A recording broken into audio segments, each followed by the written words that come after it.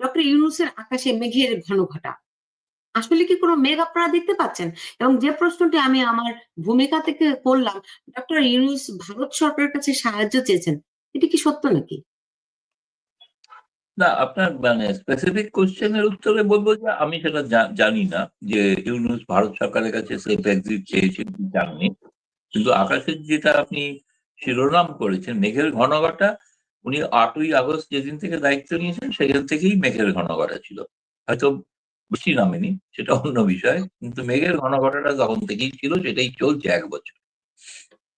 আর আমি যেটা আমরা দেখেছি তার ইউনূসের অতীত জীবন ইত্যাদি যদি দেখেন, তিনি সরকারি চাকরি থেকে অবসর নেওয়ার পরেও তিনি অবসর নিতে চান না, পদ ছাড়তে চান না। তিনি একটা প্রধানমন্ত্রীর সমমর্যাদা সম্পন্ন পদ পেয়ে খুব সহজে ছেড়ে দেবেন, এটা খুব একটা বিশ্বাস হয় না। তবে তার উপর চাপ আছে, সেই চাপটা যে তার যে আন্তর্জাতিক ভাবমূর্তি, যেহেতু তিনি একটি নোবেল পুরস্কার জয়ী, নোবেল পুরস্কার জয়ীর মাথায় কোনো কলঙ্ক আসুক এটা হয়তো চাইবেন না।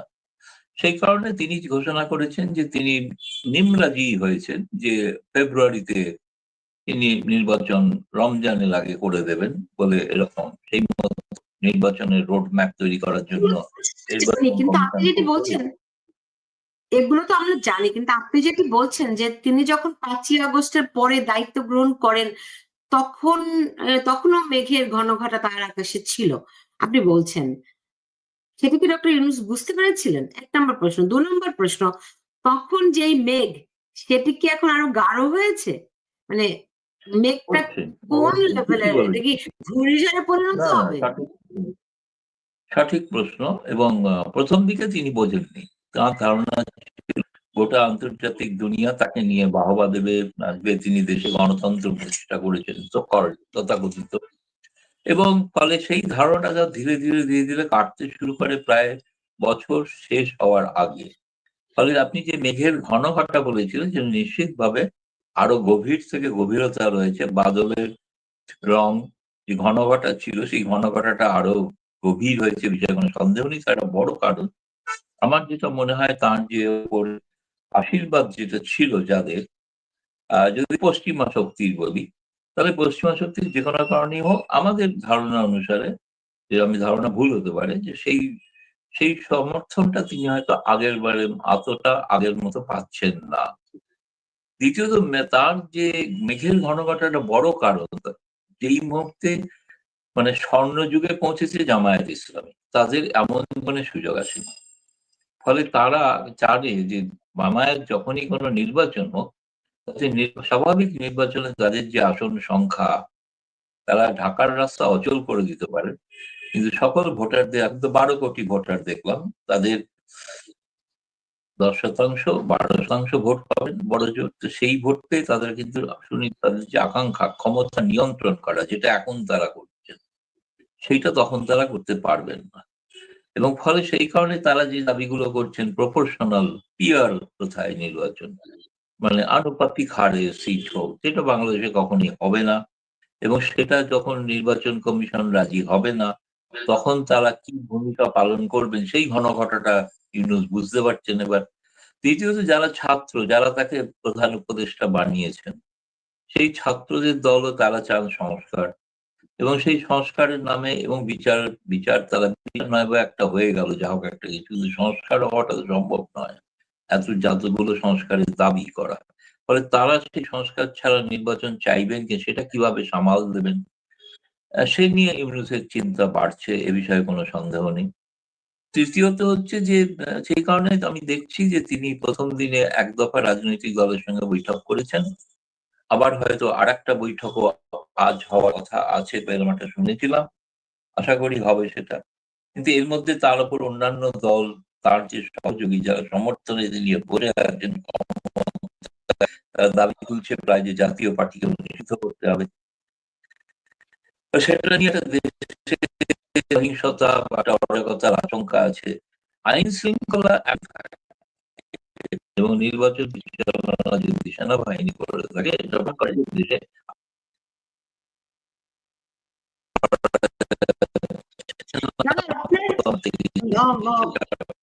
কথা খুব ভেঙে যাচ্ছে। আপনার কথা খুব ভেঙে যাচ্ছে, শুনতে পাই না। হ্যাঁ,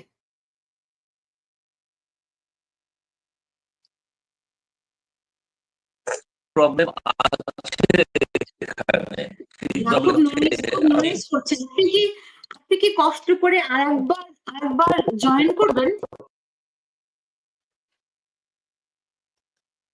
আমি একটি প্রশ্ন নিশ্চয়ই, রাইট? আহ, উম, আচ্ছা, ওই ভারত চীন রাশিয়া নিঃসন্দেহে নানজিনেতে শুনতে পাচ্ছেন? শুনতে একটু পাচ্ছেন আস্তে আমার আস্তে, একটু দূরে থেকে কথা? বলেন তো দেখি। না, অনেক নয়েজি। আমি শুনতে জানি না পাচ্ছেন কি? দর্শক আপনারা যারা আছেন, আপনারা যদি ঠিক এখন শুনতে পাই, দাদা একটু দূর থেকে আমি রাখেন আর প্লিজ। একটা অন্য অন্য অন্য অন্য আরেকটা সেট থেকে আসছি। আপনি দুটো কানেক্টেড করেন না, একটা কানেক্টেড করেন। হ্যাঁ, আপনি অন্য যে কোনো একটা দুটো দিয়ে কানেক্টেড করেন না। দুটো কানেক্টেড করলে নয়েজটা ক্রিয়েট করবে।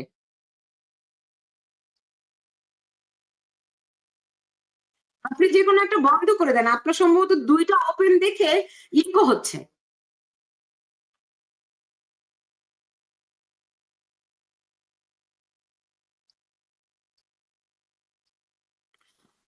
যে কথা আমি বলছিলাম, ডক্টর জনাব গৌতম লাহিড়ী, আপনাকে আরো একবার স্বাগত জানাচ্ছি। দেখি আপনার ভয়েস এবার ঠিক আছে কিনা।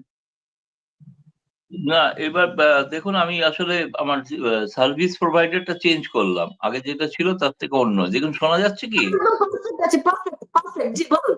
আমি বলছিলাম যে তাহলে ভারত চায়না রাশিয়ার সম্পর্ক কোন দিকে যাচ্ছে? এই ৩ টা তো ভালো, মানে এটা তারা এটা জোটবদ্ধ হয়েছে। হ্যাঁ, হ্যাঁ, জি, জোটবদ্ধ ঠিক হয়েছে। ঠিক এখন প্রশ্ন। আমেরিকার সঙ্গে তারা দর কষাকষির হিসেবে কি করতে যাচ্ছে? এখানে বাংলাদেশ আ কোন কোন ধরনের ভূমিকায় আছে? এবং সর্বপ্রথম আমি যেটা বলব যে চীনেতে যেটা সাংহাই কোঅপারেশন অর্গানাইজেশনের যে শীর্ষ বৈঠক হয়েছে, শিখরস্থানীয় বৈঠক, সকলেই উপস্থিত ছিলেন। সেখানে পাকিস্তানের প্রধানমন্ত্রী উপস্থিত ছিলেন। কিন্তু লক্ষ্য করবেন যে সমস্ত ভিডিওগুলো আমরা দেখেছি এখান থেকে, সেগুলো হচ্ছে চীনের শি জিনপিং, রাশিয়ার ভ্লাদিমির পুতিন এবং প্রধানমন্ত্রী নরেন্দ্র মোদী সহ আরো অন্যান্যরা যখন কথাবার্তা বলছেন অত্যন্ত ঘনিষ্ঠভাবে, তার থেকে ভারত, রাশিয়া, চীন একটা অক্ষের কথা আগেই ছিল তৈরি। কিন্তু সেটা এই মুহূর্তে ভারত সরকার কোনো সিদ্ধান্ত নেয়নি যে সেই অক্ষটাকে পুনর্জীবিত করা হবে কিনা। কিন্তু এত কাছে একটা বৈঠক হচ্ছে, সেই বৈঠকে নিশ্চিতভাবে আমার ধারণা বা আমার পররাষ্ট্র মন্ত্রণালয়ের সূত্র থেকে আমি যেটাকে জেনেছি যে বাংলাদেশ প্রসঙ্গ নিশ্চিতভাবে আলোচিত হয়েছে। কারণ এই ৩টি দেশেরই স্বার্থ জড়িত আছে বাংলাদেশের সঙ্গে। চীনেরও জড়িত আছে, রাশিয়ারও জড়িত আছে। জি, জি। আমাদের এখানে একটু প্রাকৃতিক দুর্যোগ আছে, সেই কারণে হয়তো সিগন্যাল সমস্যা হচ্ছে। প্রচুর ওকে, ওকে, বর্ষা হচ্ছে, কন্টিনিউ করুন। বৃষ্টি আপনি হচ্ছে। কন্টিনিউ যে করুন। কথাটা জি। বলছিলাম যে অক্ষটা আপনারা দেখছেন ৩টে রাষ্ট্রেরই কিন্তু, এবং সবসময় দেখবেন যে পাকিস্তানের প্রধানমন্ত্রীকে আমাদের প্রধানমন্ত্রী নরেন্দ্র মোদী ডেলিবারেটলি অ্যাভয়েড করে গিয়েছেন। এবং সেটা দিয়ে একটা বার্তা দিতে চাইছেন যে সামগ্রিক কোনো বহুদেশীয় মঞ্চে যেখানেই হোক পাকিস্তানের সঙ্গে সম্পর্কটা স্বাভাবিক রাখার সম্পর্ক নয়। সেটা এই কারণে এই ভিডিওটা আরো বেশি প্রচারিত হয়েছে, এত বাংলাদেশের মানুষ দেখুক বা জানুক যে ভারত পাকিস্তান সম্পর্কে কি মনোভাব পোষণ করে। সব থেকে বড় যেটা ভারতের কূটনৈতিক জয়ী বলে ভারতের সমস্ত গণমাধ্যম বলছেন, সেটা হচ্ছে সাংহাই কোঅপারেশনের বৈঠকে, যেখানে এর আগে প্রতিরক্ষা মন্ত্রী পর্যায়ের যে বৈঠক হয়েছিল, সেই বৈঠকে পহেলগাঁওর বিষয়টা উল্লেখিত হয়নি, যে কারণে রাজনাথ সিং প্রতিরক্ষা মন্ত্রী বৈঠক থেকে বেরিয়ে এসেছিলেন। কিন্তু এবারে প্রথম পহেলগাঁওর যে বিস্ফোরণ এবং তাতে যে জঙ্গিরা যে হানা দিয়ে যে নিরীহ মানুষকে হত্যা করেছে, সেটা কঠোর ভাষায় নিন্দা তো হয়েছেই, তার সঙ্গে পাকিস্তানের নাম হয়তো হয়নি, কিন্তু এটা বলা হয়েছে যারা এদের মদদ দিচ্ছেন বা প্রশ্রয় দিচ্ছেন তাদের বিরুদ্ধেও উপযুক্ত ব্যবস্থা নিতে এই সাংহাই কোঅপারেশন ঐক্যবদ্ধ। যে ঐক্যবদ্ধের শরিক কিন্তু পাকিস্তান নিজেও। ফলে পাকিস্তানকেও প্রমাণ করতে হবে যে তারা জঙ্গিদের বিরুদ্ধে এই বিষয়টা, বার্তাটাই কিন্তু আমার ধারণা আজকের প্রেক্ষাপটে এটা বাংলাদেশের জন্য খুব গুরুত্বপূর্ণ বার্তা। কারণ এই যে যেখানে আমেরিকা উপস্থিতি নেই, আমেরিকা ছাড়া বাকিরা আছে। মূলত আপনি বলতে পারেন তৃতীয় দুনিয়া প্লাস প্রথম দুনিয়ার কিয়দংশ যারা রয়েছেন এখানে। এবং সেইখানের এই বৈঠকে যে আলোচনা সেই থেকে একটা নিশ্চিতভাবে এটা প্রমাণিত হয় যে যাদের স্বার্থ জড়িত আছে কোথাও এটা মিলিতভাবে তিনটি রাষ্ট্র তারা মিলিতভাবে কোনোভাবে সিদ্ধান্ত নিতে পারেন কিনা আন্তর্জাতিক স্তরে এবং আঞ্চলিক স্তরেও। তৃতীয়ত ট্রাম্পের যে বিষয়টা আমার ধারণা এটা নিয়ে বেশ একটা ছবি আমি দেখেছি, আমার নিশ্চিত আমি জানি ওটা নিয়ে একটু মজা করেছেন প্রধানমন্ত্রী মোদী ট্রাম্পকে নিয়ে আর কি বিষয়টা। কারণ সেই কথাগুলো তিনি জানাতে চাইছিলেন বাকি রাষ্ট্রপ্রধানদের যে আদতে ট্রাম্প কি চাইছিলেন, কেন কি নিয়ে তার এত মতবিরোধ, হঠাৎ কেন রেগে গেছে না তো। এসব নিয়ে নানা গল্প আছে, ভারতের গণমাধ্যমে গল্প আছে, তাকে নোবেল দেওয়ার ব্যাপারে প্রধানমন্ত্রী মোদী একমত হননি।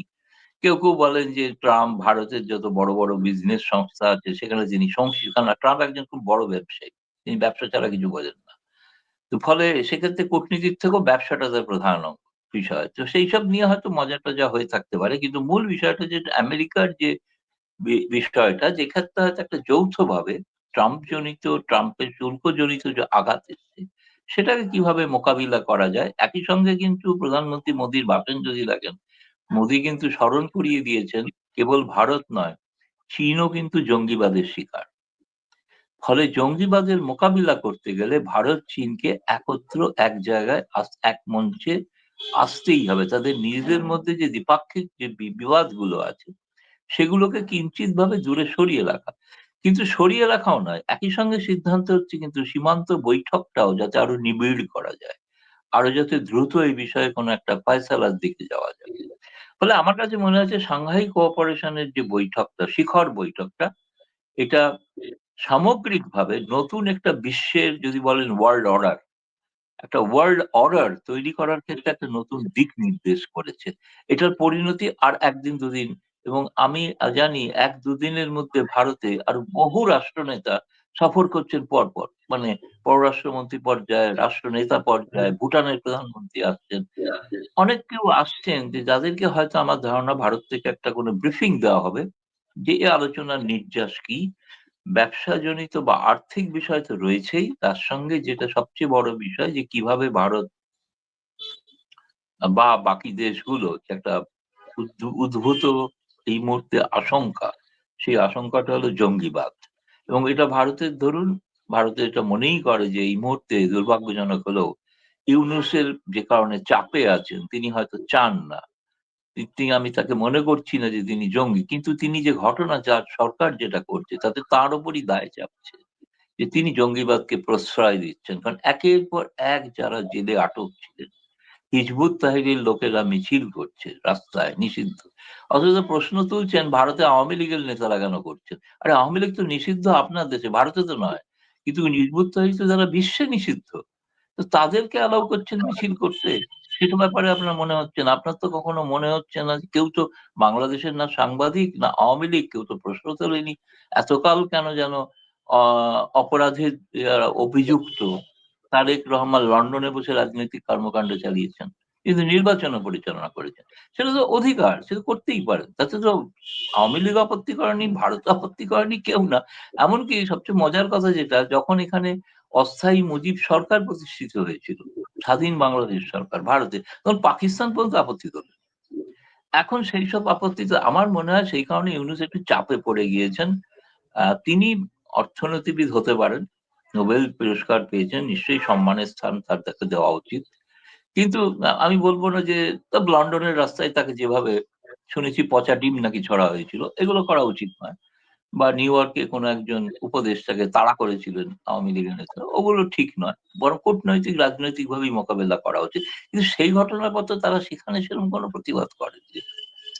এইসব কারণে ইউনূস একটা চাপে আছেন, তিনি কি সামলাবেন, আসলে তিনি বিভ্রান্ত, বুঝতে পারছেন না যে কি সামলাতে হবে। তিনি তিনি তেমন তার ফলে এই গুজবগুলো ছড়াচ্ছে যে তিনি কি এক্সিট রুট চাইছেন, এবার আমাকে ছেড়ে দিন আমি চলে যাই। কিন্তু আমার বিশ্বাস হয় না, বুঝলেন। তার জীবনকে আমি যা পর্যালোচনা করে দেখেছি, তিনি এত চমৎকার সুবিধায় সরকার আসার পর পেয়েছেন, সমস্ত তার নিজের বিরুদ্ধে মামলাগুলো খারিজ হয়ে গিয়েছে, তার নিজের কোম্পানিকে তিনি করমুক্ত করে দিয়েছেন, তিনি এমনকি বিদেশে শ্রমিক নিয়ে যাওয়ার যে সংস্থা তার সুযোগ সুবিধা আদায় করেছেন। সব মিলিয়ে আর্থিক সুযোগ সুবিধা তো অনেক, তার তো কোনো কোম্পানি ট্যাক্সই দিত না, আগেও দিত না, এখন তো দেবেই না, এখন তো কর মুক্ত। এই সুবিধা ছেড়ে তিনি চলে যাবেন সন্ন্যাস নিয়ে, কোথায় যাবেন? আমার একটু সন্দেহ আছে। ফলে আসলে কি, এটা আমি বলছি না যে তিনি একেবারে যাবেন না, কারণ আপনাদের দেশের নিয়ম অনুসারে কেয়ারটেকাররা নিজেরা যান না, তাদের বাধ্য করতে হয় যেতে। তাদের জনতার আন্দোলনে আগে তাদের বাধ্য করা হয়েছিল, ইতিহাস তাই বলে আর কি, হ্যাঁ। ইতিহাসটা, এবং এই ইতিহাস আবার কিন্তু তখনও কিন্তু 18 মাসের নির্বাচনের কথা ঘোষণা করেছিলেন, আপনি জানেন? সে Right. মনে আছে? আমি আজকে পুরনো ইতিহাস পড়ছিলাম, আমি দেখলাম সেখানে তখনও এয়ারটেকার সরকার বলেছিল 18 মাসের মধ্যে নির্বাচন হবে, যেটা সেনাবাহিনী বলেছিল 18 মাস। সেনাবাহিনী 18 থেকে এখন 22-এ চলে গেছে নির্বাচনে। একটু পিছিয়েছেন তারা। ঠিক আছে, ডিসেম্বর থেকে ফেব্রুয়ারি একই বিষয় ধরে নিচ্ছি আমি, যদি হয় যে ফেব্রুয়ারিতে। কিন্তু এই যে যারা লড়াই করবেন নির্বাচনে, এই ছাত্রদের দল, জামায়াতের দল, তারা তো এখনো আমি আরেকজনকে ইন্টারভিউতে বলছিলাম যে আপনি এদের কাউকে ইন্টারভিউ করুন, তাদের দিয়ে বলান যে হ্যাঁ আমরা নির্বাচনে যাচ্ছি, তাহলে তারপরে আমাদেরও একটু বুঝতে সুবিধা হয়, বলতেও সুবিধা হয়, নাহলে আমরাও অনেক সময় উড়ো খবরে বিভ্রান্ত হই, তাই না? Right. রাইট। তো এখন আমি আপনার যে ভারত, চীন আর রাশিয়ার যে জোট, এই জোটে যদি সক্রিয় হয়, দেখুন অনেকে মনে করছে এটা একটা শক্তিশালী জোট হবে। আপনিও বলছেন যে বিশ্ব এখন যেই কি বলবো মনোপলি চলছে, এটার বিপরীতে একটা নতুন জোট হলে পরে একটা ভারসাম্য হয়তো আসবে, হোয়াট এভার দ্য রিজন। কিন্তু আমরা একটা ছোট্ট দেশের মানুষ, ইউনো। সো আমি জানতে চাই, বাংলাদেশ কি ধরেন এই যে জোট হচ্ছে, এবং আপনি বলছেন যে আরো অনেকগুলো রাষ্ট্রপ্রধান, সরকার প্রধান সামনে ভারত সফর করবে, তাদেরকে ভারতের প্রধানমন্ত্রী নরেন্দ্র মোদী ব্রিফ করবেন, সেই ব্রিফিং এও কি বাংলাদেশ প্রসঙ্গটি থাকবে? না, আমি দেখুন এই ব্যাপারে আগাম বলাটা অনুচিত আর কি।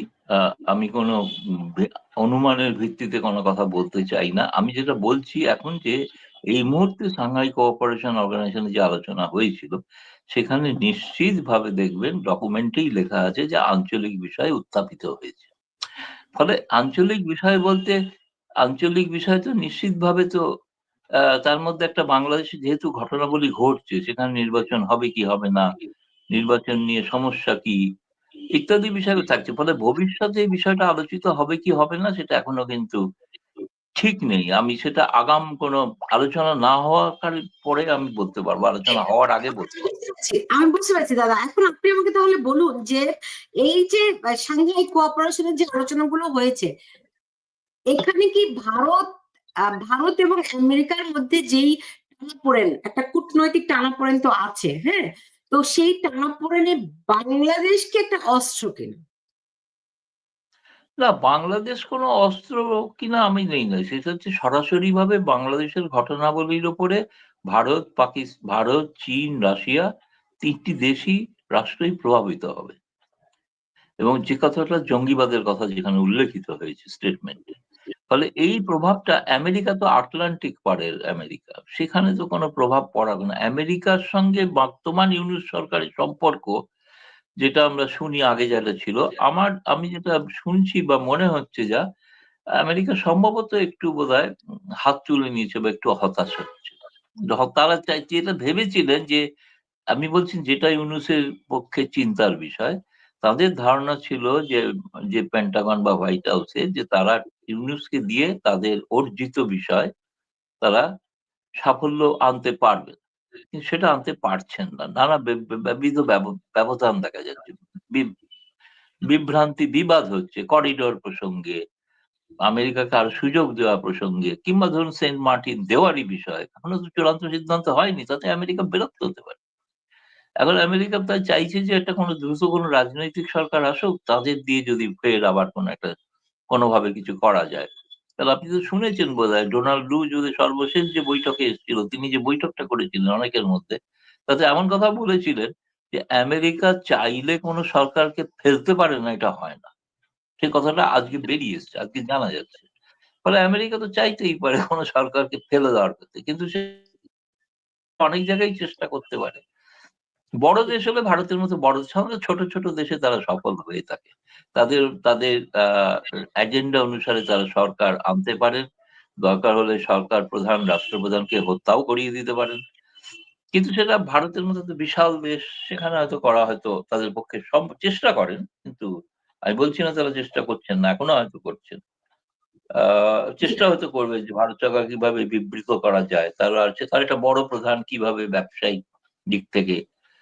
তিনি তো নিজের দেশেও ধাক্কা খেয়েছেন ট্রাম্প। তিনি তো তার দেশের সুপ্রিম কোর্টে তো প্রশ্ন তুলেছেন না এই শুল্ক, তার একতরফা শুল্ক নীতি সম্পর্কে। Right. ফলে অনেক কিছু এখনো আমি বলবো, এটা হিন্দিতে শুনতে খুব ভালো লাগে, সেটা হচ্ছে পিকচার আমি বাকি আছে।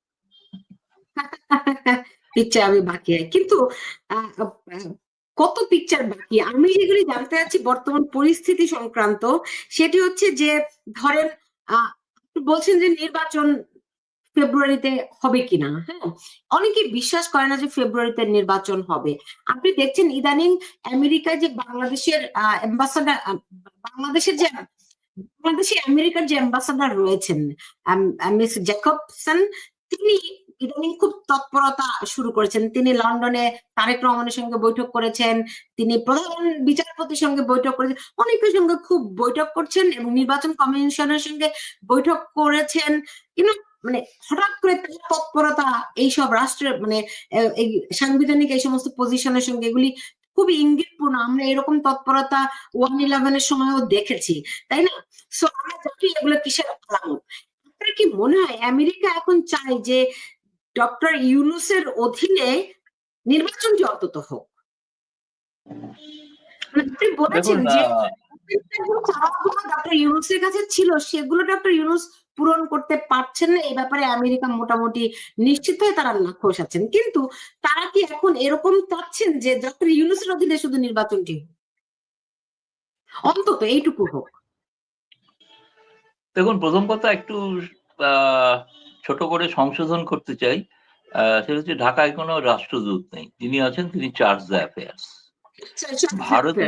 ভারতে যিনি রাষ্ট্রদূত আছেন তাকে কিন্তু ভারতের নন, তাকে দক্ষিণ এশিয়ার দায়িত্ব দেওয়া হয়েছে এবং তার সঙ্গে মধ্য এশিয়া। ফলে এই যে বিস্তীর্ণ অঞ্চল তিনি যেটা দেখবেন, যার মধ্যে বাংলাদেশও পড়ে। ফলে চার্জ দ্য অ্যাফেয়ার্স এর একজন বস তিনি কিন্তু ভারতে আছেন। তিনি ভারত থেকেই, কিন্তু এটা একটা ট্রাম্প অ্যাডমিনিস্ট্রেশনের নতুন ধরনের সিদ্ধান্ত, যা আগে কখনো দেখা যায়নি। একটি দেশের রাষ্ট্রদূত আরেকটি দেশের উপরেও নজর রাখবেন, পর্যবেক্ষণ করবেন। ফলে এই চার্জ দ্য অ্যাফেয়ার্স কে হয়তো ঘন ঘন এসে এখানে রিপোর্ট করতে হতে পারে। সেটা এখনো করেননি, কিন্তু দেখবো আর কি, ভবিষ্যতে তিনি যখন আসবেন, যখন দায়িত্ব নেবেন, তখন হয়তো হবে। এখনো তিনি অফিসিয়ালি দায়িত্ব নেননি। ফলে এটা একটা লং টার্মের ব্যাপার আছে। কিন্তু আমার কাছে যেটা মনে হয়েছে, আপনি যে প্রশ্নটা করছেন, না আমি আমেরিকার হয়ে কোনো জবাব তো দিতে পারবো না যে তারা ইউনূস সম্পর্কে সম্পূর্ণ হতাশ হয়ে গিয়েছেন, ফলে তারা চাইছেন যে অন্য কিছু হোক। সেটা আমি কিন্তু জানি, সেটা বাংলাদেশের যারা রয়েছেন তারাই ঠিক করবেন, তারাই বুঝতে পারছেন হবে কি হবে। তো এটা নিশ্চিত আপনাকে বলতে পারি আমি, আমাদের ধারণা, ভারতীয় গোয়েন্দাদের ধারণা। এবং যদি বলেন, একটি তো সংবাদ মাধ্যম আমাকে আবার ডিপ স্টেটের লোক বলেছে, সেই ডিপ স্টেটের ধারণা যে এই ডিসেম্বরের মধ্যে হেস্তনেস্ত হবে। ডিসেম্বরের মধ্যে একটা হেস্তনেস্ত হয়ে যাবে এবং হয়ে যাওয়া উচিত। কারণ এটা এতদিন, আপনি তখন দেখুন না, একই ইতিহাস পুনরাবৃত্তি হচ্ছে। মানে বিখ্যাত একজন মার্ক্সীয় দার্শনিক তিনি লিখেছিলেন, ট্র্যাজেডি যখন প্রথমবার যখন ইতিহাস পুনরাবৃত্তি হয় তখন সেটা ট্র্যাজেডি, আর দ্বিতীয়বার যখন সেটা তার পুনরাবৃত্তি হয় তখন সেটা প্রহসন। আজকে দ্বিতীয় ট্র্যাজেডি হয়েছে বাংলাদেশে, যেটা প্রহসন। ফলে এই প্রহসনের একটা শেষ হবে, এবং প্রহসন তো বেশি দিন চলতে পারে না। 111ও শেষ হয়েছে, এটাও শেষ হবে। এটার নাম 111 হয়তো নয়, এটাকে আপনি নাম দিতে পারেন, যাই হোক, 5/24 এরকম একটা কিছু বলুন। এই বলে হয়তো ভবিষ্যতে কেউ এটাকে থিওরাইজ করা যেতে পারে। কিন্তু এই ঘটনা তো অস্থায়ী আপনার ঘটনা। মনিরঞ্জনের সময়ে তো মবক্রেসি ছিল না, রাইট? হম। তো সুতরাং পুনরাবৃত্তি বলা হ্যাঁ, যায় না। এটা ঘটনা, এটা ঘটনা। সেই সময় সেনাবাহিনী যে তৎপরতা, যে ধরনের অসামান্য দক্ষতায় আইন শৃঙ্খলা রক্ষা করেছিল, আজকে আপনাদের সর্বশক্তিমান সেই সেনাবাহিনী সম্পূর্ণরূপে ব্যর্থ এবং নিন্দিত। যে সেনাবাহিনী আইন শৃঙ্খলা নেওয়ার দায়িত্ব নেওয়ার পরে পুলিশকে নয় দোষ দেবেন, পুলিশ ব্যর্থ। পুলিশের পরে আইন শৃঙ্খলার দায়িত্ব চোখের সামনে তারা যেন মনে হচ্ছে কিরম যেন ঝিমিয়ে পড়েছে। তারা যে উৎসাহটা 5ই আগস্টের যেই দিন থেকে তারা সিদ্ধান্ত নিয়েছিলেন আর আমরা রাস্তায় বেরোবো না, গুলি চালাবো না, তারপর থেকেই তাদের কিরকম যেন একটা নড়বড়ে অবস্থা হয়ে গিয়েছে। তারা ক্যান্টনমেন্টেই থাকছেন, ক্যান্টনমেন্টেই আছেন, এবং সেই ধরনের কোনো লক্ষণ দেখছি না যে আদৌ কখনো কখনো মনে হচ্ছে, কেউ কেউ বলেছেন বাংলাদেশে কি আদৌ সেনাবাহিনী আছে কিনা। মাঝে মাঝে তো ভাষণ শুনতাম সেনা প্রধানের, আজকাল সে ভাষণটাও হয় না। সেই কারণে কোন একটা টিভি না পুরোনো ভাষণটা আবার রিপিট করছে। আমি ভাবলাম আবার ভাষণ দিয়েছেন, তো বললো না, এটা পুরোনোটা রিপিট হয়েছে। ওই দিন যেটা মানে ওনাকে মনে করিয়ে দেওয়া হচ্ছে, আপনি বলেছিলেন ডিসেম্বরের নির্বাচন, আমি বলেছিলাম আইন হাতে নেবেন না, দেখে নেবো। কিন্তু সেই দেখে নেওয়াটা তো কোথায়, যে তার সেনাবাহিনী অসহায়, এরকম ঘটনা বাংলাদেশে ঘটেনি কখনো।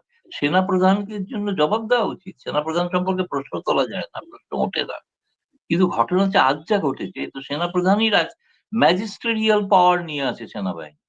কেন চট্টগ্রামে এই ধরনের হাঙ্গামা হবে, সেনাবাহিনী জবাব দেবে না? তো কেন মব লিঞ্চিং হবে? সেনাবাহিনীর গুলিতে একজন মারা গেছে বলে আমি খবর দেখেছি। হুম। আহ, এবং আমিও দেখেছি নীলপাহাড়ি, সম্ভবত নীলফামারীতে, এবং সেই নিয়ে নীলফামারীতে। প্রবল সেখানে উত্তেজনা তৈরি হচ্ছে। এমনকি আমি এটাও দেখেছি যে ছাত্র যে দলের যে একজন যুগ্ম সম্পাদক, তিনি খুব কঠোর বিবৃতি দিয়েছেন ফেসবুকে, এবং তিনি নিন্দা করেছেন শ্রমিক হত্যার। ফলে এই সেনাবাহিনীর বিরুদ্ধেও তো দেখছি ক্রমশ ধীরে ধীরে একটা ক্ষোভ জন্মাচ্ছে। এটা তো হওয়া অবাঞ্ছিত ছিল, এটা বাংলাদেশে কখনো ঘটেনি যে সেনাবাহিনী অত্যন্ত দেশপ্রেমিক, রাষ্ট্রের স্বার্থে তারা তাদের জীবন বিপন্ন করেছেন অনেকবার, তারা যে কাজ করেছে, আজ তাদের কেন এরকম দশা, এটা একটা পৃথক তদন্তের বিষয়। এটা ভাবতে হবে, পরে দেখতে হবে। নতুন কোনো নির্বাচিত সরকার হলে আমার মনে হয় তাদের এটা একটা দায়িত্ব হতে পারে যে সেনাবাহিনীর কি করা উচিত, কোন সময় কি করা উচিত। আপনি নিশ্চয়ই দেখেছেন যে সেনাপ্রধানকে নিয়ে অনেক রকম কথাবার্তা হচ্ছে। তো ওয়াকারুজ্জামানকে নিয়ে আপনার মূল্যায়নটি কেমন? হ্যাঁ, সরি, ওয়াকরুজ্জামান। ওয়াকারুজ্জামানকে নিয়ে আপনার মূল্যায়নটি কেমন? তাকে নিয়ে তো অনেক কথা হচ্ছে। না, মূল্যায়ন আহ, বলতে আমি তাকে একজন রাষ্ট্র প্রেমী একজন সেনা প্রধান হিসেবেই মনে করি। তিনি রাষ্ট্রবিরোধী কোনো কাজে লিপ্ত আদৌ এরকম আমার কোনো মনে হয় না। কিন্তু আমি শুনেছি যে তিনি একজন নির্বাচিত প্রধানমন্ত্রীকে রক্ষা করার যে দায়িত্ব তার নেওয়ার কথা ছিল, সেই দায়িত্ব তিনি ব্যর্থ হয়েছে। তার তো ব্যর্থতা সেদিন থেকে। শুনুন, আপনি নির্বাচনটা পছন্দ না করতে পারেন, কিন্তু নির্বাচিত প্রধানমন্ত্রী তো, তাকে রক্ষা করতে পারছেন, তাকে দেশ ছেড়ে চলে আসতে হচ্ছে। কার ব্যর্থতা? সেনাবাহিনীর ব্যর্থতা। কারণ এটা সেনাবাহিনীর সুপ্রিম কমান্ডার ছিলেন শেখ হাসিনা। সুপ্রিম কমান্ডারকে যারা রক্ষা করতে পারেন না, তাদের কোনো নৈতিকতা বোধ আছে? যদি না কোনো ষড়যন্ত্রে লিপ্ত হয়ে থাকে, সেটা আমি তো জানি না, সেটা তদন্তের বিষয়, ভবিষ্যৎ বলবে। সেনাবাহিনী, কিন্তু সেটা আমি তো এরকম কোনো কমেন্ট করতে চাই না। তারা যেন মনে না করেন আমি তাদেরকে ষড়যন্ত্রে সামিল কোনো বলতে চাইছি। কিন্তু আমি বলছি, তাদের সুপ্রিম কমান্ডারকে তারা রক্ষা করতে পারেননি, তো লজ্জার বিষয়, আর কিছু হয় না। এখন আপনি আপনি দেখুন, আমরা শুনেছি ভারতের সেনাপ্রধান তিনি বলছেন যে উম, বাংলাদেশের সেনাপ্রধানের সঙ্গে তার দফায় দফায় ফোনে আলাপ হয়েছে, রাইট? আবার আমরা সাম্প্রতিক এটুকু জানতে পেরেছি আওয়ামী লীগের কয়েকজনের কাছ থেকে, তারা বলছেন যে শেখ হাসিনা হেলিকপ্টারে ওঠার পরে, মানে প্লেনে ওঠার পরে সেনাপ্রধান তাকে ফোন দিয়েছেন এবং তিনি বলেছেন স্যার আমার উপর ভরসা রাখতে পারেননি, তিনি জানতেন না যে শেখ হাসিনা চলে যাচ্ছেন। এটির সত্যতা আরে, কতটা? সেনাবাহিনীর হেলিকপ্টার আর মানে বায়ুসেনার হেলিকপ্টার আর বায়ুসেনার বিমান, এটা কি শেখ হাসিনার পক্ষে কি কি ওলা উবেরের মতো ভাড়া করা যায় নাকি? আমি তো এটা জানতাম না। শেখ হাসিনা কি ওলা উবেরের মতো ভাড়া করে গেছেন, ওটিপি দিয়ে গেছেন, তারপরে যে ভাই ওটিপি 5657 চলো ভারত, এরকম ভাবে কি যাওয়া যায় নাকি? নৌবাহিনী, এবং শুনেছি নৌবাহিনী, বিমান বাহিনী তারা সাহায্য করেছেন। কারণ সেনাবাহিনীর কথা তো আপনারা শুনেইছেন সকলে, যে তিনি শেখ হাসিনা নিজেই অনেক আওয়ামী লীগ নেতাকে বলেছেন, যে যারা কথা বলেছেন তার সঙ্গে, যে তিনি ভরসা করেছিলেন, তিনি ইস্তফা দিতে চেয়েছিলেন ৩ তারিখে, সেনাপ্রধান তাকে ইস্তফা দিতে বারণ করেছিলেন, বলেছিলেন ভরসা রাখুন। কিন্তু ভরসা রাখুন শুধু তাই না, এই সেনাপ্রধানের অনুরোধে 4 আগস্ট আওয়ামী লীগের যে প্রোগ্রামটা দেওয়া ছিল, সে প্রোগ্রামটাকে বাতিল করতে বলা হয়। সেই প্রোগ্রামটা বাতিলও করে দেওয়া হয়, এবং যে কারণে আওয়ামী লীগ ঘরে বসেছিল। তাদের ধারণা ছিল সেনাবাহিনী, সেনাপ্রধান গোটা বিষয়টা দেখছেন এবং তারা এটা রক্ষা করবে। তারা তো পারেননি। ফলে তিনি শেখ হাসিনা চলে যাওয়ার পর ফোন করেছেন, কিভাবে টেলিফোনে কথা বলেছেন উড়ন্ত বিমানে 35,000 ফুট উপরে, আমি জানি না, স্যাটেলাইট ফোনেই হয়তো কথা বলা যায় বিমানে, কিন্তু এটা আমি জানি না। উনি বলেছেন, এর কোনো সত্যতা আমি জানি না, কোনো প্রমাণিত হয়নি, বা এখনো ভবিষ্যতে কোনোদিন শেখ হাসিনার সঙ্গে কথা হলে আমি জিজ্ঞেস করবো যে আপনাকে সেনাবাহিনী প্রধান ফোন করে এরকম বলেছিলেন কিনা, বা অন্য কাউকে বলেছেন। ওই প্লেনে তো 3 জন ছাড়া কেউ ছিলেন না, ফলে আমি জানি না যে আর কি কাকে তিনি বলেছেন সেনাপ্রধান। রাইট। কিন্তু আপনি আপনি আপনার এই বক্তব্যেই বলছিলেন যে সেনাপ্রধান অসহায়। কি অসহায়ত্ব আপনি তার দেখছেন? অ- অসহায়, প্রথমত তিনি নির্বাচিত প্রধানমন্ত্রীকে, সুপ্রিম কমান্ডারকে বাঁচাতে পারেননি, দেশ ছাড়তে বাধ্য। কেন? তিনি তো দেশ বাঁচানোর ছাড়ার চেষ্টাই ক্ষেত্রে করেননি। এক না, কোনো তিনি কি চেষ্টাই আপনার কি কিন্তু মনে হয় তিনি করেননি। বাঁচানোর চেষ্টা করেছেন? না, এক এক দ্বিতীয়ত আজকের দিনে যখন তাকে সেনা আইন শৃঙ্খলা রক্ষার দায়িত্ব দেওয়া হলো, তিনি যে ভাষণে বলেছিলেন যে কথাটা, যেটা রিপিট করলো একটা টেলিভিশন, যে এত লক্ষ পুলিশ আছে, এত লক্ষ আনসার বাহিনী আছে, সকলেতে তারা সবাই, আমরা তো 30,000 মাত্র সৈন্য, সেই দিয়ে কি এক ধরনের ব্যর্থতার স্বীকারোক্তি। তুই আজকে যা যা ঘটনা বাংলাদেশে ঘটছে, সেনাবাহিনীর হাতে যদি ম্যাজিস্টেরিয়াল পাওয়ার থেকে থাকে, তাহলে সেটা প্রয়োগ করতে পারছে না। কেন জানেন? কারণ অধিকাংশ ক্ষেত্রেই হামলাটা করছে হয় এই সরকারের সমর্থক কোনো দল বা কোনো গোষ্ঠী। সেই কারণে তাদের বিরুদ্ধে তিনি আর হাত তুলতে পারছেন না, যেখানে তিনি অসহায়। এই কারণে তিনি অসহায়। যদি ইউনূস অসহায় হয়ে থাকেন, তাহলে সেনা প্রধানও অসহায়। এটা আমরা দূর থেকে দেখছি, আমাদের ভুল অ্যাসেসমেন্ট হতে পারে। তিনি তো এনশিওর করার দরকার ছিল যে নির্বাচনটা করুন, নির্বাচনের স্থির একটা সরকার তৈরি হোক। একটা নির্বাচিত দল, একটা বড় রাজনৈতিক দল, তারা যদি বঞ্চিত হয়ে থাকে এতকাল, তাহলে তাদের একটা সুযোগ দেওয়া হোক, তারা ক্ষমতায় আসুক, তাতে আপত্তি কি আছে? কিন্তু দেখে মনে হচ্ছে তিনিও এ ব্যাপারে যেন যতটা বলেছিলেন, একবার নয়, তিনি 3 বার বলেছিলেন যে ডিসেম্বরের মধ্যে নির্বাচন হতে হবে। মনে আছে নিশ্চয়ই, প্রথমবার বলার পর ইউনূস প্রতিবাদ করেছে,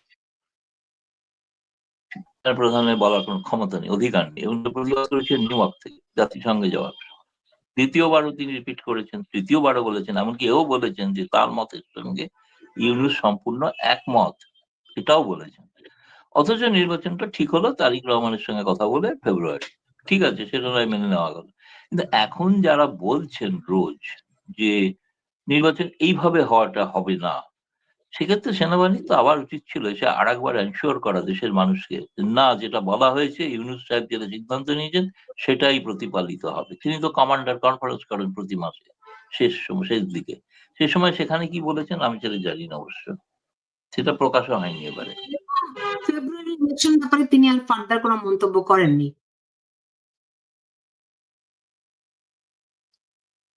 গৌতম লাহিড়ী, আপনি কি শুনতে একটা পাচ্ছেন? বিবৃতি দেখলাম সেনাবাহিনী, হ্যাঁ, হ্যাঁ, শুনতে পাচ্ছি। একটা বিবৃতি দেখলাম যে তিনি চীন থেকে ঘুরে আসার পরে রাষ্ট্রপতি এবং প্রধান উপদেষ্টার সঙ্গে দেখা করেছেন, তার সেই ভিজিট সম্পর্কে বলেছেন, এবং বাকি বিষয় নিয়ে তাদের সঙ্গে আলোচনা হয়েছে, এবং এটাও তারা বলেছেন যে ব্যাপারে কোনো গুজব কিছু নেই। এবং পরে তারা বলেছেন যে এরকম কোনো বিষয় নয়, তারা চান সেনাবাহিনী এই সরকারের পাশেই আছে, সরকারের সঙ্গেই আছে, সরকারের সেনাপ্রধান সেনাপ্রধান নজিরবিহীন ভাবে তিনি এই প্রধান সঙ্গে বিচারপতির সঙ্গে বৈঠক করেছেন। থাকুন, পাশে থাকুন। হ্যাঁ, এটা জি। 111 এর সময় হয়েছিল, একবার শুনেছি। 111 এর সময় এরকম একটা ঘটনাও ঘটেছিল, তখনকার সেনাপ্রধানও নাকি প্রধান বিচারপতির সঙ্গে দেখা করেছিল। এবং সেটার সঙ্গে এটা কোনো, আমি কোনো মানে এরকম কোনো উপসংহার টানতে চাই না যে তার মানে আরেকটা 111 হচ্ছে। কিন্তু এই কারণেই মেঘের ঘনঘটা, এই কারণেই জি। ইউনূস সাহেব চিন্তায় পড়েছেন। আর আমার আরো কয়েকটি প্রশ্ন আপনার কাছে আছে। ধরেন না, আর ভারতের সঙ্গে বেশিক্ষণ কি করা যাবে? আর আর ২ টা প্রশ্ন। অনেকক্ষণ। ভারতের সঙ্গে আর আমাদের সেনাবাহিনীর এখন সম্পর্কটি কি রকম? আমরা যেরকমটি ভারতের সেনাপ্রধানের মুখে শুনেছিলাম যে তাদের প্রায়ই কথাবার্তা হয়। এখনো কি সেই অন্তরঙ্গতা আছে? না না, অন্তরঙ্গতার প্রশ্ন নয়, এটা বন্ধুত্বের প্রশ্ন নয়। এটা একটা দেশের সেনাবাহিনী তার প্রতিবেশী রাষ্ট্রের সেনাবাহিনীর সঙ্গে, প্রত্যেকটা দেশের সেনাবাহিনীর সঙ্গেই, এমনকি পাকিস্তানের সেনাবাহিনীর সঙ্গে একটা হটলাইন থাকে, প্রয়োজনে সেটাতে কথা হয়। কিন্তু সেই কথাটা সম্প্রতি বাংলাদেশের সেনাবাহিনীর সঙ্গে আর হয়েছে কিনা এটা আমি প্রতিরক্ষা বাহিনী থেকে কোনো কনফার্মেশন করিনি বা চেষ্টা করিনি জানার। এটা ভালো প্রশ্ন, এটা আমার মনে হয় এই প্রশ্নের উত্তরটা পাওয়া উচিত এবং নিশ্চয়ই চেষ্টা করবো, যদি জানতে পারি নিশ্চয়ই জানাই দেবো আপনাকে। জি। আরেকটি বিষয় যে অনেকেই শোনা যাচ্ছে যে মানে ভারত শেখ হাসিনা তার বক্তব্যগুলোতে বলছেন যে তিনি বাংলাদেশে নেতাকর্মীদের জানাচ্ছেন যে তিনি খুব সহসা দেশে ফিরবেন। ভারতের নেতাদের সঙ্গে তার যোগাযোগের মাত্রা বেড়েছে বলেও শোনা যাচ্ছে, তিনি বিভিন্ন রকম বৈঠকও করেছেন। এই বিষয়ে কি আপনার কাছে কোনো তথ্য আছে নাকি? না, সেটা তো তথ্য এইটাই যে হ্যাঁ, কারণ আগস্ট মাসে বিশেষ করে তিনি এই সমস্ত সক্রিয়তা দেখিয়েছেন, যেটা বলা হচ্ছে, এটা করেছেন, এটা ঘটনা। বিভিন্ন আওয়ামী লীগের নেতারা যারা এসছেন বা আছেন, অন্য কোথাও থেকে কখনো আসছেন ভারতে, তারা কেউ কেউ তাদের সঙ্গে তিনি ফিজিক্যালি দেখা করেছেন। একটা বিষয় তো আছেই যে তার বিরুদ্ধে যে মামলা আছে সেই মামলাগুলোর বিষয়ে তিনি আলাপ আলোচনা করার জন্য কিছু বৈঠক করেছেন। কিন্তু আগস্ট মাসে তিনি একটা রাজনৈতিক বিষয় নিয়ে আলোচনা করছেন যে কিভাবে ভবিষ্যতে আওয়ামী লীগের চেহারা বা কাঠামো কি হতে পারে। আমার ধারণা, হয়তো নানান রকম মত আছে, অনেক মত আছে যে তরুণ যুবাদের সামনে নিয়ে আসা উচিত। প্রবীণরা থাকুন, তাদের পরামর্শেই চলবে দল, কিন্তু সামনে আসা উচিত আরো বেশি তরুণদের। এরকম কিছু আলাপ আলোচনা হয়েছে, এরকম কিছু আলাপ আলোচনা হয়েছে শুনেছি। কিন্তু ফিরে যাওয়ার বিষয়টা তিনি খুবই আবেগপ্রবণ হয়ে বলেছিলেন, তার কারণ গোপালগঞ্জে ঘটনার পর তিনি চেয়েছিলেন ফিরতে, এবং সেটা তিনি ভারত সরকারকেও বলেছিলেন যে তিনি ফিরতে চান। কিন্তু তার পরিবারের লোকেরা সকলে তাকে এই মুহূর্তে তাকে নিষেধ করে যে এই মুহূর্তে ফিরে গিয়ে তো লাভ কিছু নেই, কারণ তারা বলেছিল যে বাংলাদেশের জন্য শেখ হাসিনাকে প্রয়োজন আছে, শেখ হাসিনার কতটা কি দরকার সেটা পরের কথা, কিন্তু বাংলাদেশের জন্য শেখ হাসিনাকে প্রয়োজন, যেন তার প্রাণ গেলে সেটাতে গোটা আওয়ামী লীগের পক্ষে বিরাট একটা বড় ধাক্কা হবে, এই 5ই আগস্টের থেকেও বড় ধাক্কা। ফলে সেই কারণে তাকে শেষ পর্যন্ত সকলে মিলে বোঝাতে সম্মত হয়েছেন, তিনি নিজেও উপলব্ধি করেছেন যে তাকে একটা দীর্ঘ লড়াই করতে হবে। সেই দীর্ঘ লড়াইয়ের প্রস্তুতি তিনি নিচ্ছেন, কিন্তু এক্স্যাক্টলি কি হয়েছে আহ এরকম কেউ যদি দাবি করে থাকেন সেটা ভুল। আমিও সত্যি কথা বলছি, আমিও জানি। জি, বুঝতে পেরেছি। আপনাদের শেষ প্রশ্ন, আহ, বাংলাদেশের সঙ্গে ভারতের রাজনৈতিক দলগুলোর মানে ভারতের সঙ্গে বাংলাদেশের রাজনৈতিক দলগুলোর সম্পর্কটি অত্যন্ত তাৎপর্যপূর্ণ। বলা হয় যে আমেরিকার কি বলে আওয়ামী লীগের সঙ্গে সবচেয়ে উষ্ণ সম্পর্ক ভারতের। আহ তারপরে ধরেন বিএনপির সঙ্গে এক ধরনের সম্পর্ক এখন কি বাড়ছে কিনা, বা বিএনপির সঙ্গে সম্পর্কের উষ্ণতা কতটুকু এসেছে। জামাতের সঙ্গেও সম্পর্কের বেশ আহ, আলাপ আলোচনা শুনতে পাই, সম্পর্ক গভীরতর হচ্ছে, গাঢ় হচ্ছে সামগ্রিকভাবে। এবং জাতীয় পার্টির সঙ্গে আপনার ভারতের সম্পর্কটি অনেক পুরনো, রাইট?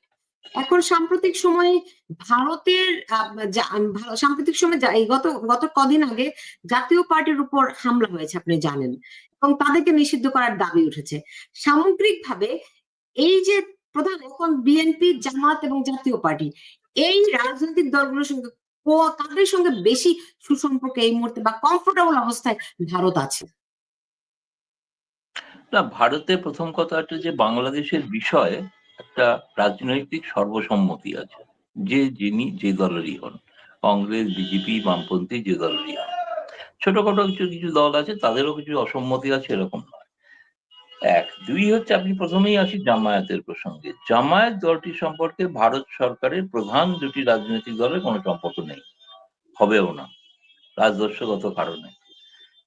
এবং যেটা আছে, হয়তো ভারতেও যে ধরনের কিছু শক্তি আছে, নেই যে তা নয়, তারা তো ওদের মতামতটাকে এখানে মানে প্রচার করেন, আপনি দেখেছেন যে কেউ কেউ বলেছে যে তাদের মত সমমত পোষণ করে যে শেখ হাসিনাকে ফেরত দিয়ে দেওয়া উচিত। এরকম ছোট, তারা কোনো ভারতের কোনো পলিসিকে নিয়ন্ত্রণের ভূমিকায় থাকেন না, তারা তাদেরকে নিয়ে ভেবে কোনো লাভ নেই। বাংলাদেশে বিরাট প্রচার হতে পারে, কিন্তু তাদের কোনো ভ্যালু, অর্থাৎ যদি বলেন ভ্যালু নেই।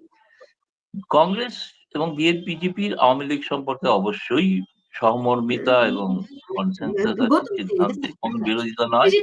কিন্তু কিন্তু বিএনপি সম্পর্কে যদি বলেন, হ্যাঁ, ভারত সরকারের সম্পর্ক একটা সময় আপনি হয়তো জানেন যে বিএনপির কিছু নেতা ভারতে এসেছিলেন, তারা কিন্তু রাহুল গান্ধীর সঙ্গে দেখাও করেছে। রাহুল গান্ধী দেখা করেছেন, কারণ আমি নিজে সেই খবর লিখেছিলাম।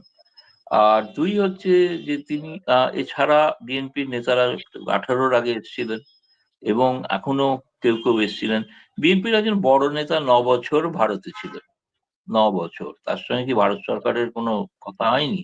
এ তো তিনি অস্বীকার করলেও ভারতের কেউ তো বলবে না, কিন্তু তার পক্ষে তো মেনে বলতেই হবে যে হ্যাঁ, কথা হয়েছে। নাকি তিনি আরামে, খুব একটা খারাপ ছিলেন না, কিন্তু ভালো গেস্ট হাউসে ছিলেন, ভালোভাবেই ছিলেন তিনি তো। ফলে তিনি ভারতকে ভালো জানেন অন্য বিএনপি নেতাদের তুলনায়।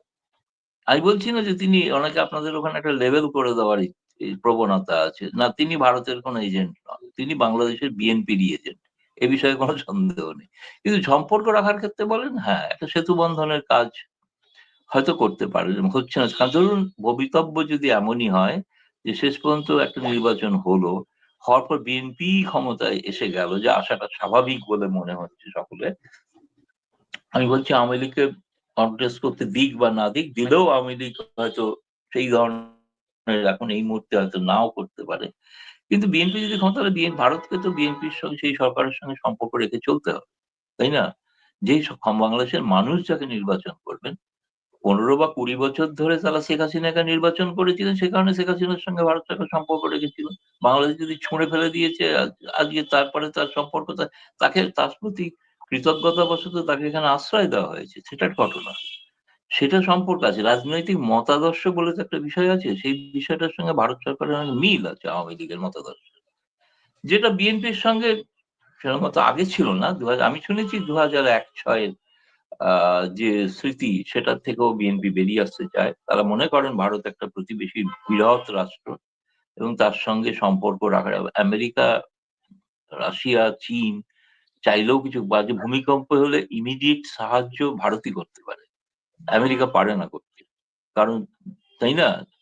সেইটা একটা বিষয় আছে, যে বিষয়টার কারণে বিএনপি চাইলেও, বিএনপি ভারতের সঙ্গে আমার মনে হয় সম্পর্ক স্বাভাবিক উদ্যোগ করার, সেটা তো মানুষের স্বার্থে, না, তাদের তো জনকল্যাণ হবে দুদেশে, যেটা বন্ধ হয়ে যাচ্ছে এখন ইউনূসের কারণে। বুঝতে পেরেছি। কিন্তু আমি যে প্রশ্নটি মাঝখানে করতে চেয়েছিলাম, যে আপনি বলছেন যে জামাতের সঙ্গে সুসম্পর্ক ভারতের কোনোদিনও হবে না। কিন্তু ভারতের হ্যাঁ। জামাতের নেতারা তো ভারত সফর করে এসেছেন। তারা তো না, ভারতের কাছে এরকম তো দিল্লিতে নয়। না, ধর্ণা দিচ্ছেন। এরকম কোনো প্রমাণ নেই জামাতের নেতারা ভারতে এসেছেন। তার তো পাসপোর্টের স্ট্যাম্প থাকবে, তিনি দেখান একটা, কেউ পাসপোর্ট খুলে, ভারতীয় ইমিগ্রেশনের ছাপ আছে। তারা দাবি করছেন নাকি কে দাবি করছে? তারা যদি দাবি করেন, তাহলে তো আসতে গেলে তো তারা তো বিনা ভিসায় আসেননি, কেন ভিসা জামাত নিয়ে কি এসছেন। ভারতে নিষিদ্ধ? তাহলে জামাত কি ভারতে নিষিদ্ধ? না, ভারতে নিষিদ্ধ নয়, ভারতে নিষিদ্ধ নয়। জামায়াতে ইসলামী ভারতে নিষিদ্ধ নয়, কিন্তু জামায়াতে ইসলামের সঙ্গে কোনো রাজনৈতিক সম্পর্ক, বিএনপি এবং আওয়ামী লীগ দুজনের সঙ্গেই ভারতের রাজনৈতিক দলের সম্পর্ক আছে, কংগ্রেস এবং বিজেপির সঙ্গে, যেমন চীনের কমিউনিস্ট পার্টির সঙ্গে আছে। জামায়াতের সঙ্গে ভারতের এরকম কোনো রাজনৈতিক দলের সম্পর্ক আছে বলে আমার জানা নেই। ফলে তাদেরকে কেউ, তারা গোপনেও যদি এসে থাকেন, আমি জানি না গোপনে এসছেন কিনা, এটা কনফার্ম করতে পারবো না, আমার মনে হয় না। কারণ এটা যদি হয়, এই মুহূর্তে যদি এই খবরটা রটে, যেখানে যেখানে একটা হিন্দুত্ববাদী সরকার ক্ষমতায়, তারা জামায়াতের সঙ্গে আলোচনা করছেন, তার কনস্টিটিউয়েন্সিতে তুলকালাম কাণ্ড ঘটে যাবে। সব রাজনৈতিকভাবে সম্ভবই নয় মোদী সরকারের পক্ষে জামায়াতকে কোনোভাবে প্রশ্রয় দেওয়া, কোনোভাবে তার সঙ্গে হাত মেলায়। যেমন পাকিস্তানের সঙ্গে আচরণটা করেছেন মোদী, জামায়াতের সঙ্গে একই আচরণ করবেন। জি, দাদা আপনি জাতীয় পার্টির ব্যাপারে বলেননি, এবং জাতীয় পার্টির ব্যাপারে জানতে চাই সেই সঙ্গে, যে এই পরিস্থিতিতে, বর্তমানে আইন শৃঙ্খলা পরিস্থিতি যেমন, তাতে বাংলাদেশি ডক্টর ইউনূসের পক্ষে একটা সুষ্ঠু নির্বাচন দেয়া আদৌ সম্ভব কিনা? ইউনূস তো দেখুন ঘোষণা দিতে পারেন, নির্বাচন পরিচালনা করার জন্য তার অ্যাডমিনিস্ট্রেশন, নির্বাচন কমিশন এবং সেনাবাহিনীকে বলা হয়েছে তাদের দেখতে। সুতরাং তারা যদি নির্বাচন ঠিক মতো পালন করতে পারেন, একটা নিরপেক্ষ অবাধ নির্বাচন করেন, কারণ আমরা তো দেখবো সবাই, না, নির্বাচনটা কেমন হচ্ছে। ফলে সেটা তো নিঃসন্দেহে তখনই বোঝা যাবে। ফলে এইটা নিয়ে কোনো আমি কোনো নেতিবাচক মন্তব্য করতে চাই না যে ইউনূসের অধীনে সুষ্ঠু নির্বাচন হবে না। ইউনূসের অধীনে নির্বাচন হবে কিনা এটা নিয়ে সংশয় আছে। এ বিষয়ে আমি একমত। এ বিষয়ে একমত। তো হলে কি হবে আগে থেকে আগাম বলা মুশকিল আরকি, সম্ভব না। ঠিক হবে না, ঠিক হবে না। জি, বুঝতে পেরেছি। আপনার এই ব্যস্ততার মধ্যে আমাকে সময় দিয়েছেন। অনেক ধন্যবাদ। যদিও জাতীয় পার্টির ব্যাপারে প্রশ্নের উত্তর পাইনি, অন্য আরেকদিন